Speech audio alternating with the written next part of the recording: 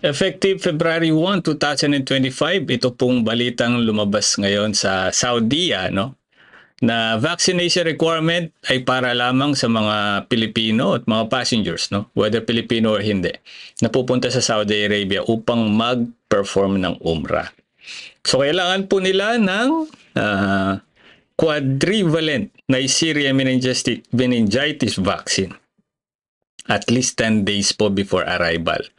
Okay, validity para sa mga edad, not more than 3 years old, itong ano man tawag nila dito.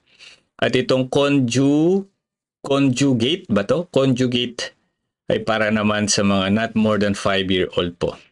Passenger must present a valid vaccination certificate sa mga counter check-in bago kayo sumakay ng aeroplano na Saudi po, papunta na Saudi Arabia. Okay. Hindi po ito para sa lahat ng mga OFW. Kung kayo po yung OFW pupunta ng Saudi, definitely you don't need this. Hindi nyo po kailangan yan. Maging lang tayo, aware sa mga requirements ng mga bansang pupuntahan natin. Okay? God bless everybody!